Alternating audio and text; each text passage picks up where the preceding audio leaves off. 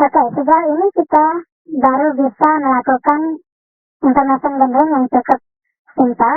Nah, kita baru bisa mencari informasi IP address dari sebuah website menggunakan tool yang juga sederhana seperti ping, nslookup, dan juga tool yang kita buat dengan Python.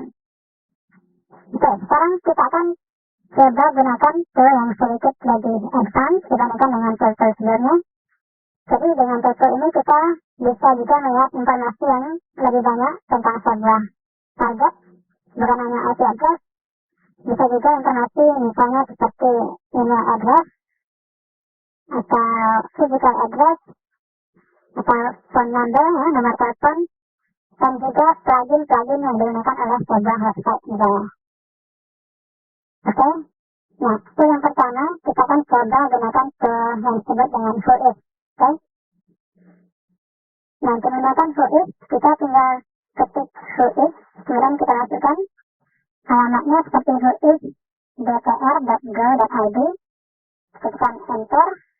Oke, nah sekarang kita lihat hasilnya sudah jauh beda dengan tool sebelumnya. Banyak sekali info yang bisa kita dapatkan dari whois. Oke, setelah dari atas domain ID itu ada Sandi. Ya, Sandi ini pengurus atau pengelola domain, nama domain internet Indonesia di bawah Kementerian Komunikasi dan Informatika kalau tidak salah ya.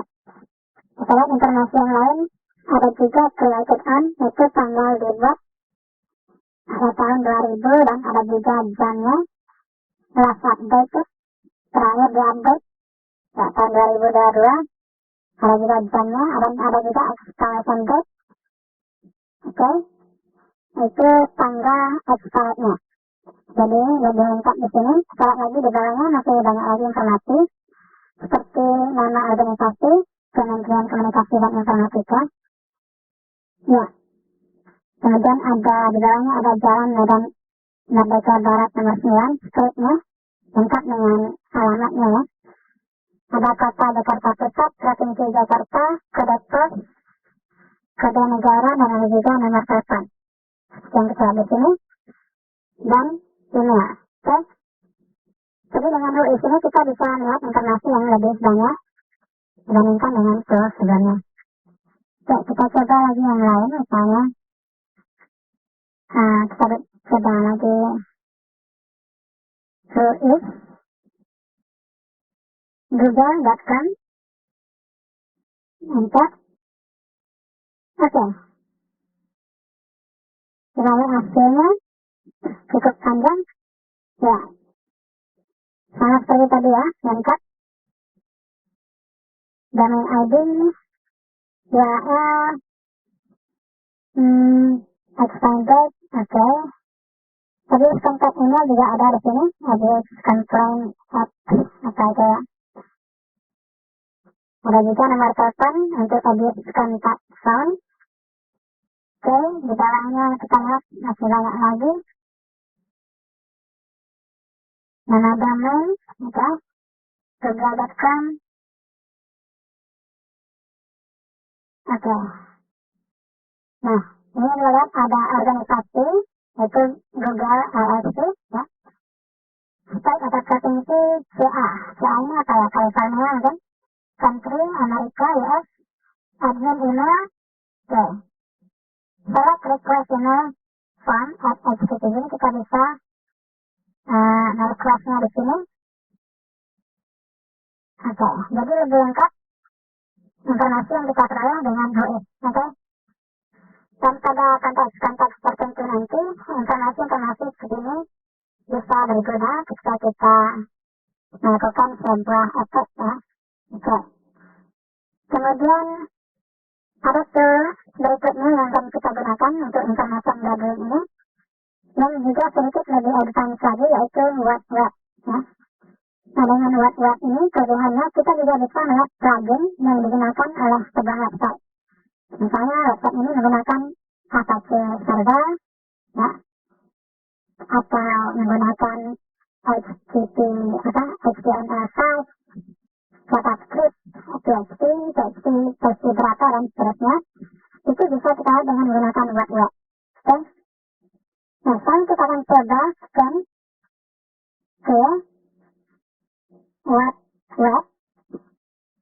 Oke, tapi mungkin sebelumnya kita akan coba langsung tekan enter untuk melihat panduannya.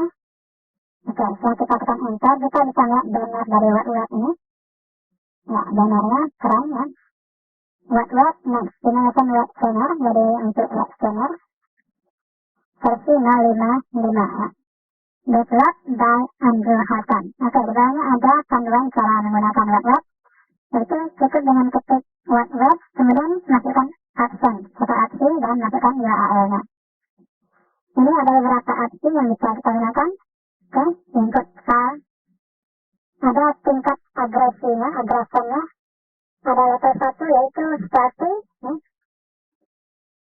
Oke, setelah itu kemudian ada aggression level 3, itu juga dengan agresif ya. Oke. Ada juga versi seperti aksi seperti verbose. Nah, dengan melakukan aksi verbose ini, output include plugin description. Jadi ada deskripsi tentang sebuah plugin yang digunakan oleh website. Misalnya Apache Server. Apache Server itu, misal kita tidak tahu apa itu Apache, nanti ada penjelasannya. Apache adalah, oke, jadi lengkap. Oke. Nah, sekarang kita akan coba scan. Oke, web, kemudian kita coba misalnya instagram.com. Ya, kita akan tunggu sebentar. Ya, kita bisa lihat ini hasilnya. Ada 3 buah link yang di-scan dengan ini web untuk instagram.com ya. Yang pertama ini sudah pindah ke Ramanan. Ramanan ini itu negaranya Irlandia ya. Yang kedua ini juga sudah pindah ke Ramanan. Di sini kita juga bisa melihat deskripsinya. Ada cookies yang digunakan, negara. Nah, kemudian IP address-nya juga ada di sini. Nah, ini adalah redirect location-nya. Oke. Karena dia di sini dibilangnya pindah ya. Di sini ada redirect location-nya. Karena perginya ya. Ini. Oke, jadi lengkap di sini. Nah, di bawahnya ini ada lagi link yang terakhir. Ini ada statusnya 200 oke. Ini artinya kita sukses nge-load web ini ya. Tapi kita lihat di sini hasil dari dari scan itu tidak rapi, jadi susah kita baca. Seperti ini ya, kita lihat di sini cookies, country, Django, ini adalah teknologi yang digunakan untuk web tersebut. Berarti Instagram ini menggunakan Django ya. Juga HTML5. Nah, sekarang kita akan coba print hasil dari web ini menjadi lebih rapi dan mudah dibaca. Caranya kita tambah opsi verbose ya. Web instagram.com, kemudian kita buat V di sini, verbose ya. Nah, kalau kita tekan enter, kita akan melihat hasil yang jauh lebih rapi dibandingkan dengan hasil sebelumnya. Nah, kita cari atas.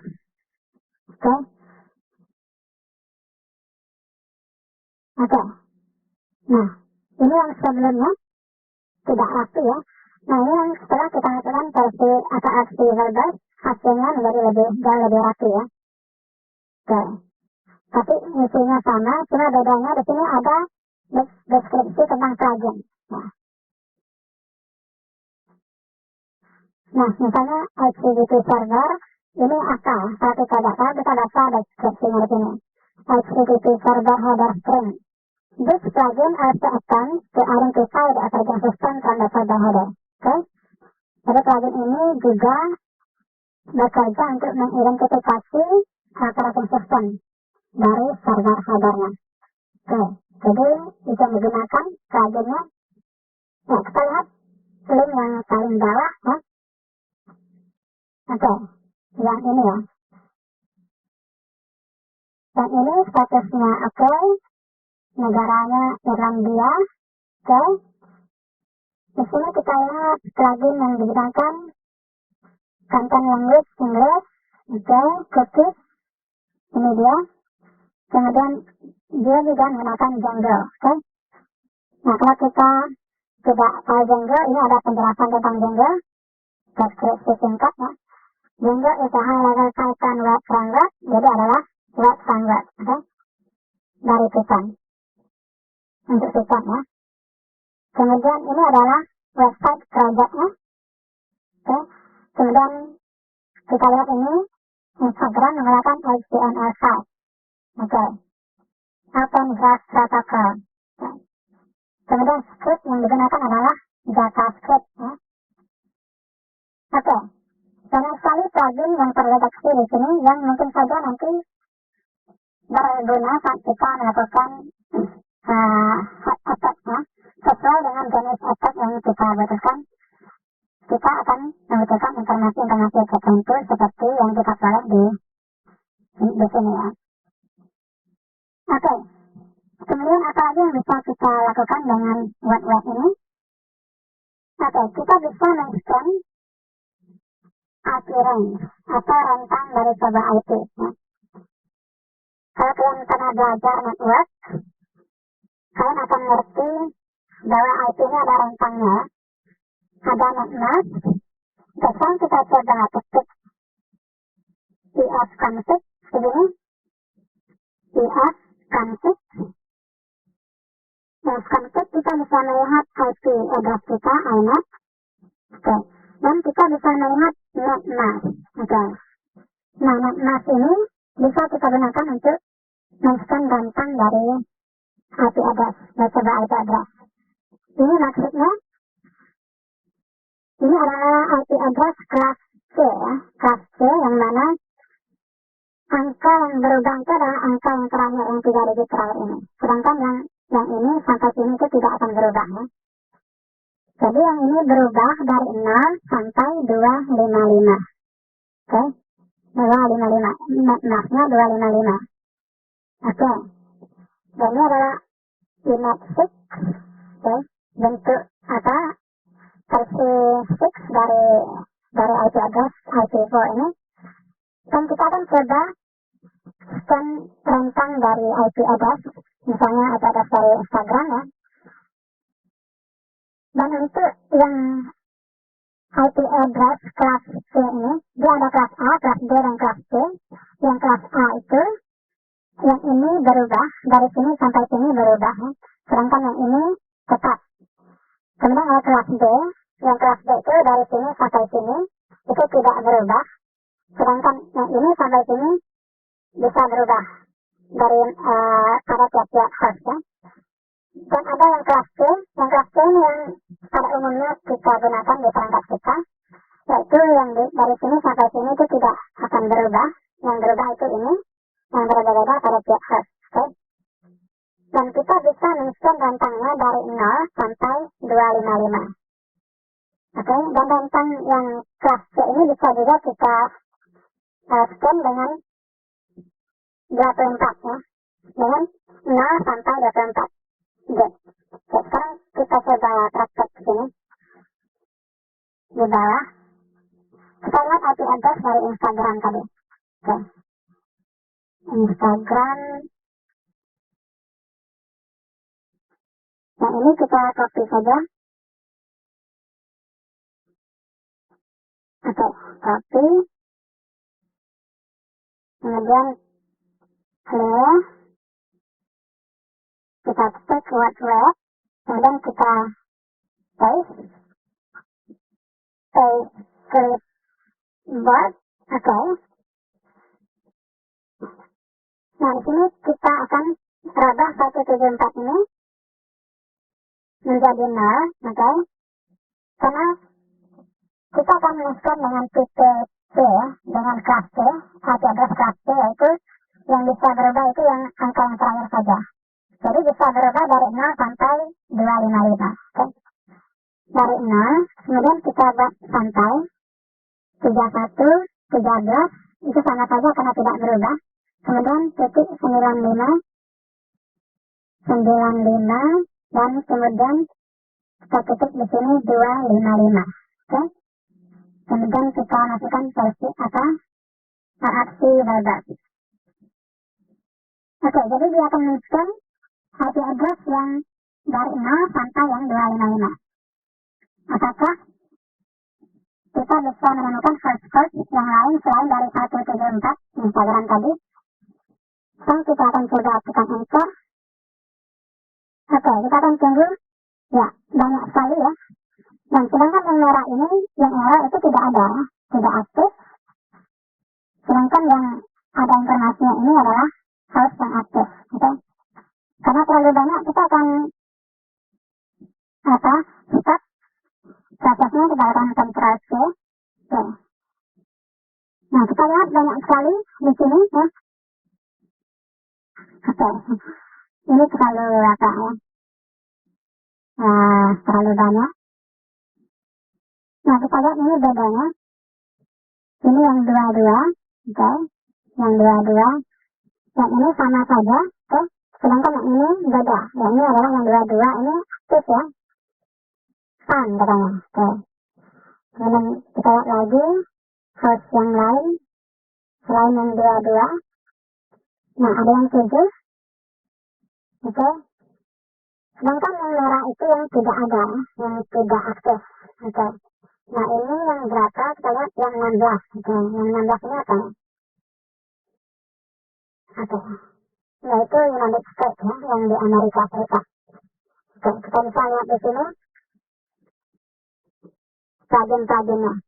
Oke, jadi bisa kita gunakan untuk men-scan rentang dari sebuah IP address. Kita bisa menemukan beberapa host yang aktif dalam sebuah rentang IP address. Oke.